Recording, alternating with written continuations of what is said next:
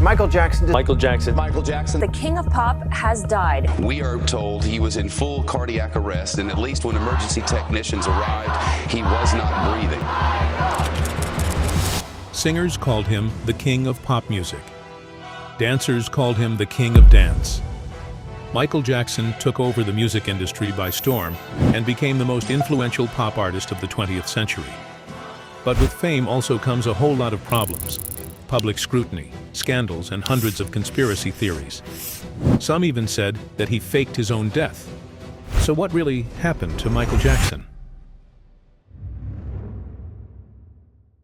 A rough childhood. Joseph Walter Jackson had really high ambitions. First, he wanted to be a professional boxer, and later he wanted to become a blues musician. But things didn't really work out quite well for him. While chasing his dreams, he got married and started working at a steel company in Chicago to provide for his family. But everything changed when he met young Catherine Esther Scruse, who played the clarinet and the piano. It was a whirlwind romance, and Joe immediately divorced his wife for Catherine. But Catherine was still in high school. A couple of years later, Catherine graduated, and the two got married. They decided to start a new life in Gary, Indiana, where they used all their savings to buy a small two-bedroom house on, get this, Jackson Street. This was the humble beginning of the famous Jackson family. Little Michael Jackson was born in 1958 as the 8th of 10 children of the Jackson family. But back then, they were still a struggling working-class African-American household. Joe played the guitar in a local blues band, the Falcons, at night and took on multiple day-shift jobs to provide for the family, while Catherine took care of the house and worked part-time in retail at a department store. At home, Catherine would encourage the kids to take up music. They would have little songwriting competitions among them, and sometimes even put the furniture from the living room into one of the bedrooms so they'd have space to dance. It was a happy house, with everyone singing all the time while doing their chores together. But there was one rule at the house. Nobody touches Daddy's guitar. Joe's band, the Falcons, had fallen apart, but he continued playing at night in clubs. During his day job, he left his guitar at home, but he was very particular about how he wanted his guitar to be tuned, so it was off limits for anyone else to touch. One day, Michael's brother Tito broke that rule, and while trying to play the guitar, he accidentally broke a string. Tito hid away in the bedroom in panic, fearing his punishment. But when Joe came home and found out what had happened, he demanded that Tito show him what he could do with the guitar. When Tito played, Joe had an idea. What if he created a music group again, but this time with his kids? In the early 1960s, he began training his 3 eldest sons, Jackie, Tito, and Jermaine, with long and intense music rehearsals. The group was going to be called the Jackson Brothers. The younger brothers, Marlon and Michael, were forced to support during the rehearsals with the conga and tambourine in the background without a complaint. Michael was 6 at the time and the youngest in the rehearsals because the youngest brother, Randy, was too young to even understand. Joe realized that he would need Marlon and Michael as backing musicians on stage as well. Eventually, he counted them as part of the group, and the name was changed to the Jackson 5. But now, Joe was even more strict towards Marlon and Michael. You see, Marlon and Brandon were born as twins, but unfortunately Brandon passed away soon after birth. In Joe's mind, the twins would have been the perfect backing duo, and young Michael was not the perfect fit. During every rehearsal, Joe would snap at Michael and call him names.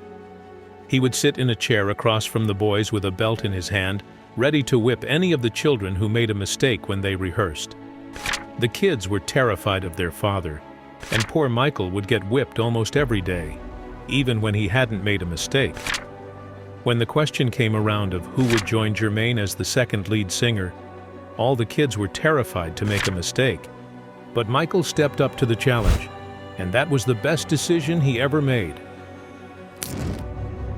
The Jackson 5. The Jackson 5 started performing in local talent contests and high school functions. And in 1965, after winning a talent show, they became local celebrities in Indiana. Joe booked them in more professional venues, and they toured the Midwest from 1966 to 1968. They played in local auditoriums, school dances, as well as several black clubs famously known as the Chitlin Circuit as the opening act for artists such as Sam and Dave, the OJs, and Gladys Knight. The kids had no say in it and had to play in unsavory nightclubs, seeing things that kids should never be exposed to. But at the same time, it brought the Jackson 5 into the spotlight, and they were signed by Gordon Keith at Steeltown Records for their first ever record. They released their first single, Big Boy, in 1968 with Michael as the lead singer. They were about to sign on for a record contract, but Joe had bigger ambitions. He had secretly reached out to Motown in California as well. In July 1968, the boys opened for Bobby Taylor and the Vancouvers at the Regal Theater. After being blown away by Michael's performance, Taylor sent the boys to Detroit, where he set up a recorded Motown audition. Motown chief Berry Gordy, who had initially rejected the idea, refusing to sign any more kid acts after Stevie Wonder, changed his mind once he saw Michael performing on Taylor's tape. Gordy immediately came to Detroit, where he invited Joe Jackson and the boys to sign their first contract. The signing was delayed due to a contract dispute with Keith at Steeltown Records, but finally, in March 1969, the Jackson 5 signed an exclusive 7-year contract with the label, and the whole family moved to Los Angeles. Motown's PR team started to pass off the group as having been discovered by Supreme's lead singer Diana Ross. Their debut album, Diana Ross Presents the Jackson 5, was released in December 1969 and was an instant success. Michael made headlines as an 8-year-old sensation, although he was almost 11 years old. After recording I Want You Back that same month, the single topped #1 on the US Billboard Hot 100 in January. Soon after, 3 more singles topped the charts: ABC, The Love You Save, and I'll Be There. The group was becoming really popular, really quickly. They even had a cartoon show that ran from 1971 to 1972. And it was now time for Michael's musical talents to take him to the next level. Solo sensation. Michael had become the Jackson 5's headliner. Motown executives recommended that he sing solo as well, and that's just what he wanted. He started performing solo at shows, and when he was 14, he released his album Ben, which featured the eponymous ballad about a rat, which would become Michael Jackson's first solo #1 single. This had taken little Michael from being a child performer to a teen idol. The Jackson 5 thrived off of Michael and Jermaine's solo successes. The youngest brother, Randy, wanted to join the group, and the brothers wanted more creative freedom, so they ended their contract with Motown and signed with Epic Records, this time as the Jacksons. Under Epic, the Jacksons toured worldwide and released 6 albums between 1976 and 1984 with all the songs written by Michael himself. As Michael's solo career started to attain more and more success, he slowly started to drift apart from the group until 1984 when he announced that he was leaving to focus on his solo career. At the time of their breakup, the Jacksons had sold more than 100 million records worldwide. Even Marlon quit to produce his own music, and eventually, in 1989, the group went into hiatus and never recorded another album together. It all started in 1977 when Michael moved to New York. He was starring along with Diana Ross in The Wiz, a musical film loosely based on The Wizard of Oz. Michael was the Scarecrow, and Diana was Dorothy. Since Michael was a natural at dance, the complex choreography did not intimidate him, but his talent became a problem on set. During filming, Diana Ross took Michael aside and explained that he put her in a bad light because he learned the choreography too quickly. After that, Michael Jackson had to pretend to be a much worse dancer than he was. While the film was a big failure at the box office, it still received 4 Oscar nominations. However, the most important part was that Quincy Jones was responsible for the music arrangement, and this acquaintance would take Michael's career to new heights. Quincy Jones produced the next few solo albums for Michael, and under his guidance, Michael explored different styles of R&B, soul, funk, and hip-hop, which complemented his own personal style of music. When his fifth solo album, Off the Wall, was released in 1979, it received an overwhelmingly positive response. It was Michael's first big success as a solo artist. It topped the charts with 4 top 10 entries in the US.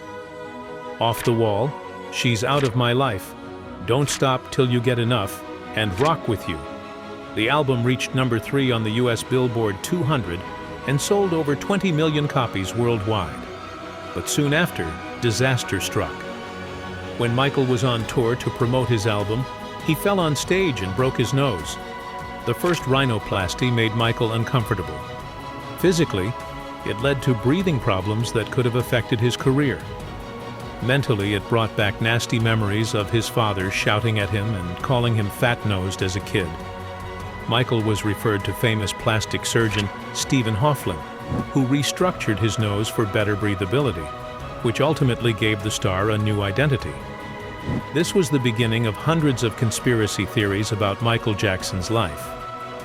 When Michael got back into the public spotlight, surgeons around the world started to speculate that he also had a forehead lift, cheekbone surgery, altered his lips, and overall had extensive cosmetic surgery.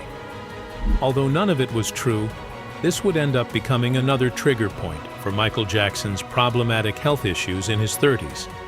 But we will get to that later. In 1980, Michael had by all means made it. He won 3 American Music Awards for his solo work: Soul and R&B with Favorite Album, Favorite Male Artist, and Favorite Single for Don't Stop Till You Get Enough. He also won a Grammy Award for Best Male R&B Vocal Performance. In the next year, Jackson was the American Music Awards winner again for Favorite Album and Favorite Male Artist. He secured the highest ever royalty rate in the music industry at 37% of wholesale album profits. But Michael Jackson was not satisfied. He was determined that he would exceed any and all expectations with his next release. And boy, was he right. After his nose surgery, he could breathe better than ever before. This meant he could hit even higher notes and add a different layer to his music. When his next album came out in 1982, it immediately became the best-selling album of all time worldwide, selling around 70 million copies.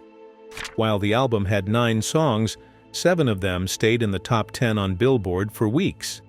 The album topped the charts for 37 weeks and was in the top 10 for 80 weeks straight. Thriller got 12 nominations at the Grammy Awards and won 8 of them. Queen singer Freddie Mercury reached out to Michael for a joint album, and they recorded together for 3 years until 1983. However, their friendship soured, and the collaboration never went through. According to Queen's manager Jim Beach, Freddie was upset because Michael brought a llama to the recording studio, and Michael had become frustrated with Freddie's drug use. Their joint compositions were released only in 2014, after the death of both music stars.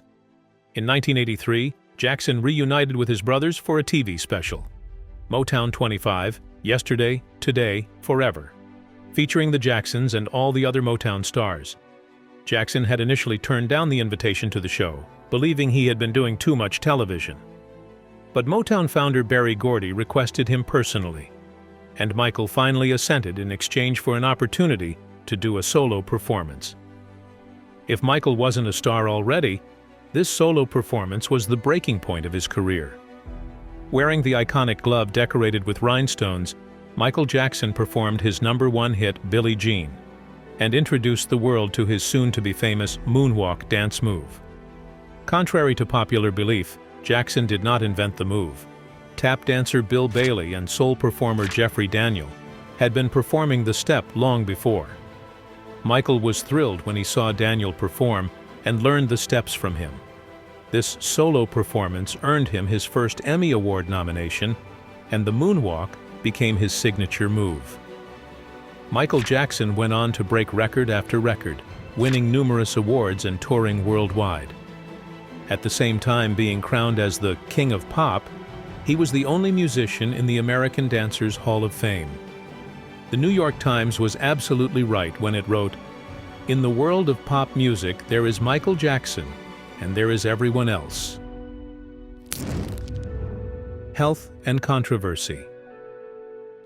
It's not easy to always be in the spotlight. For every 10 people who admire you, there's always going to be 10 more who'll do anything to bring you down.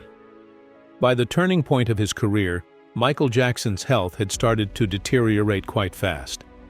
And instead of empathy, all he got was unwanted criticism from the media. In his youth, Jackson had a medium brown complexion. But from the mid-1980s, it gradually started turning pale every year. This change received a lot of media coverage. Journalists started speculating about whether Michael Jackson was bleaching his skin.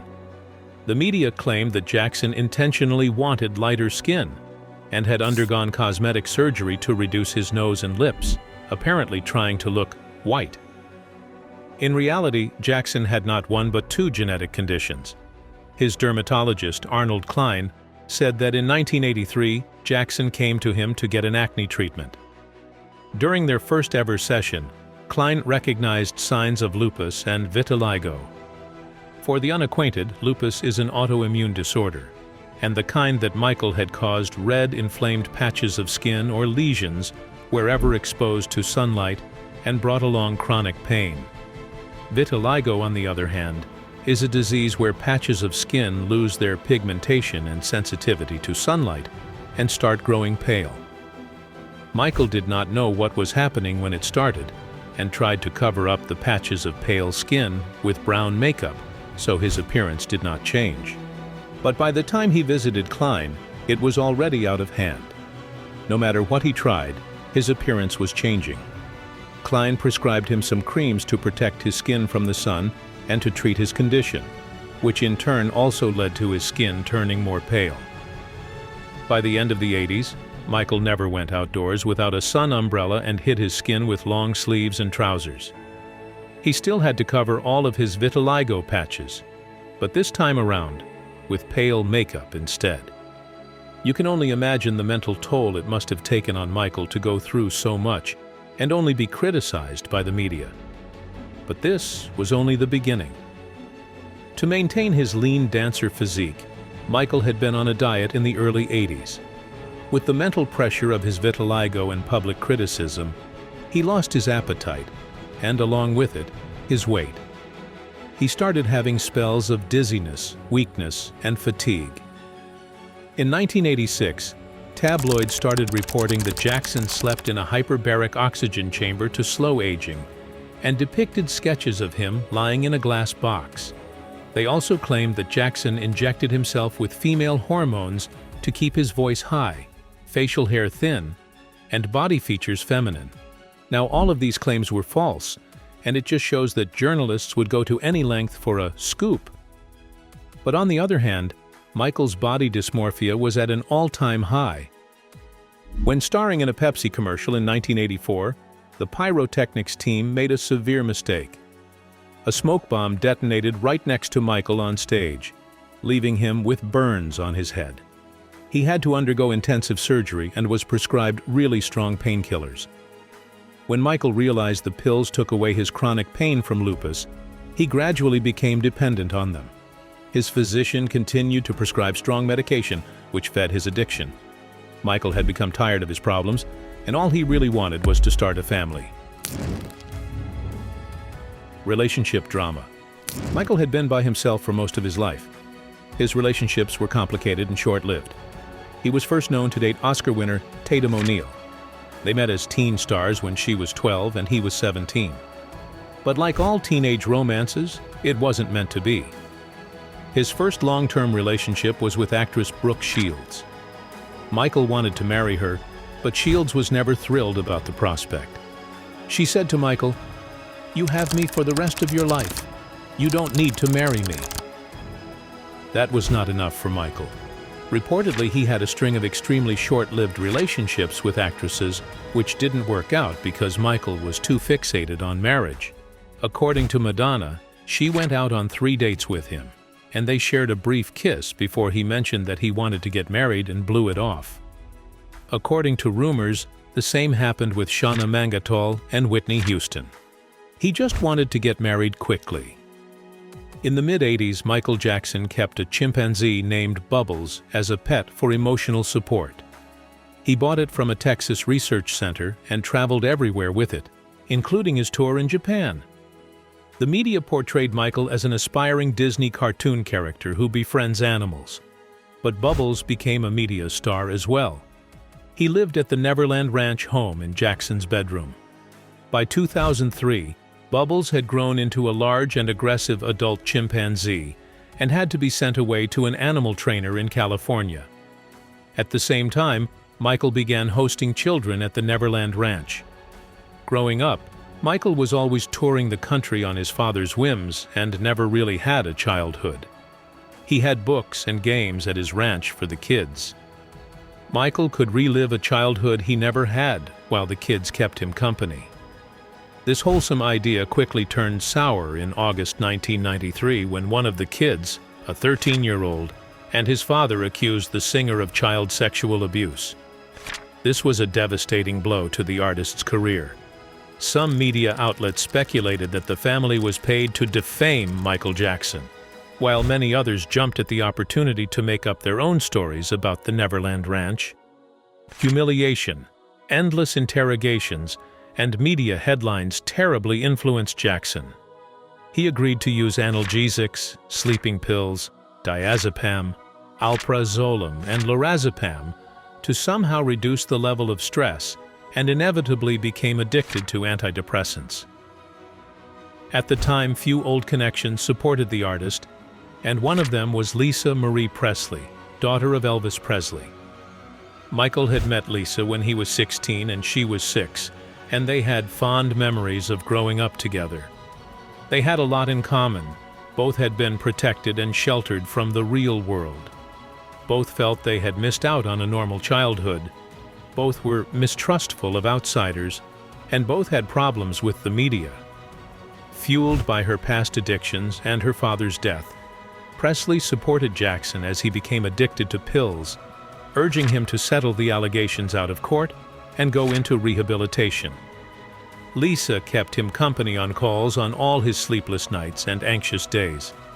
It was during one of Jackson's calls to Presley that he popped the question, "If I asked you to marry me, would you do it?" Presley replied that she would, and they finally got married in 1994.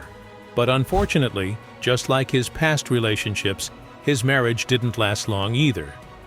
Rumors said that the couple slept in separate bedrooms, but held hands and kissed whenever in front of cameras in public. Public scrutiny began saying the relationship was not real and was just for show. Lisa refused to have children with Michael because she felt he was emotionally immature. Eventually, she filed for divorce after a year. At this time, Michael had to make regular visits to his dermatologist Arnold Klein, where he was friends with the nurse Debbie Rowe. During his divorce proceeding, he mentioned being upset that he might never become a father. On hearing this, Debbie proposed to bear his children, and that's just what Michael wanted. When the divorce was finalized, Debbie Rowe was 6 months pregnant with his child, and they soon got married. The duo had 2 children over the next year with a group of 6 nannies and nurses to take care of the children. Now, the problem was that Debbie was a private person, but Michael Jackson was always all over the headlines. She was stunned by the publicity and popularity she received after her marriage. Unable to cope with it, Rowe also filed for divorce in 1999 and gave Michael full custody of the children. The final stage. If before the artist's career had only slowed down, it had now collapsed noticeably, and it was almost impossible to avoid that. The singer fell from a great height and injured his spine at a charity concert in Munich in 1999. To be fair, Michael finished the interrupted song and then performed another one before going to the hospital. Most fans generally thought that the fall of the set was part of the show. The artist suffered from terrible back pain from that moment, which he complained about until his death. Doctors prescribed him a strong painkiller called Demerol. This drug is effective but has many side effects. It was administered with the help of droppers because, in this way, there is less likelihood of addiction. But Michael began to take Demerol tablets after some time because the pain was really unbearable. There was another allegation of child abuse in 2005. The artist had to go through it all over again. Stress, camera flashes, reporters under the windows, and court hearings. It is rumored that during the 2005 trial, Michael was already taking 40 Vicodin tablets a day. While the case ended with a verdict in Michael's favor, his reputation was badly damaged, and his psyche was already severely shattered. The allegations had caused heavy, unexpected expenses, and the world's biggest superstar was now left with hardly enough money to cover his personal expenses. Bahrain's prince helped the pop star pay his legal and utility bills and invited him to his country. In Bahrain, the prince took over the singer's expenses and built a recording studio for him. In return, Michael allegedly promised to collaborate with the Al Khalifa label on his new album, write an autobiography, and put on a show. However, the release was never completed, and the prince was furious. Jackson soon faced a $7 million lawsuit from his friend for not keeping his promises. He was forced to leave Bahrain and move back to California with even greater financial difficulties. Even his main house at the Neverland Ranch was closed down and pledged as bail for the loans. But despite his health problems and financial concerns, the king of pop wanted to go out with a bang. In March 2009, Michael announced a series of concerts at the O2 Arena. Jackson planned to perform his last few concerts and retire after the show. The original plan was to do 10 gigs in London, and then maybe more gigs in Paris, New York, and Mumbai. The organizers expected to receive about $50 million for the whole tour, but Michael's fan base turned out to be surprisingly strong. The ticket sales for just the 10 concerts in London raised about $300 million, which not only secured Michael's financial situation, but also set up a fund for his children's future. The concerts sold out within 4 hours of the announcement. But unfortunately, none of them were destined to take place because just 3 weeks before the show started, Michael Jackson passed away. News of his death quickly spread across the web, causing many websites to slow down and crash due to the influx of users. Google, AOL Instant Messenger, Twitter, and Wikipedia were barely loading. MTV and BET aired marathons of Jackson's music videos and special shows. Everyone was talking about Michael. Some loyal fans could not come to terms with the death of an idol, and that started a string of conspiracy theories that Michael Jackson is still alive. It did not take long for the media and other conspiracy theorists to jump on the bandwagon. According to their speculation, the pop star had faked his own death just to get rid of annoying paparazzi, his deteriorating reputation, and debts from the loans he could not pay. They believed that Michael Jackson took the profits from the This Is It sale and ran away. There were hundreds of alleged facts that people would state to validate their theories. Some said that videos from the surveillance cameras of the night had disappeared. They also said that among the personal belongings of the king of pop, a diary was found in which he described his desire to fake his death. There were rumors that Michael was even seen getting out of the van in which his supposedly dead body was being transported. But what had actually happened? The promoters had increased the number of concerts for the This Is It tour to 50. The news delighted everyone except Michael because he had not gone on tour for a long time and was not physically ready for such a marathon. But the artist agreed, on the condition that he would be provided with a personal doctor who would monitor his health. That is when Michael Jackson met the cardiologist Conrad Murray. Jackson rehearsed diligently, trying to perfect the concert program. There were more and more rehearsals, and Jackson, experiencing stress and suffering from insomnia, increased the number of painkillers and sleeping pills he consumed. The doctor tried to wean him, but the situation constantly worsened. 3 weeks before the first This Is It show, on June 25, 2009, Michael Jackson died of cardiac arrest. The doctor, Conrad Murray, gave him an injection of propofol and left him in his room. 2 hours later, he found Michael Jackson on the bed with his eyes and mouth wide open and tried to resuscitate him. However, the attempts were unsuccessful. Murray decided to call an ambulance, but there was no landline phone in the bedroom, and the doctor could not call on a cell phone because he did not know the address of Jackson's house. 30 minutes passed while Murray was looking for a security guard to call emergency services from his phone. It was those 30 minutes that turned out to be fatal for Jackson. When the doctors arrived, precious time had already been lost, and Michael Jackson could not be saved. The death of the King of Pop was due to an overdose of the powerful painkiller propofol. Propofol is usually used only in hospitals under the supervision of a trained anesthesiologist who constantly monitors the patient's heart rate and breathing while he is unconscious during surgery. It was not a sleeping aid. Later investigations found that Conrad Murray was not even authorized to use controlled drugs.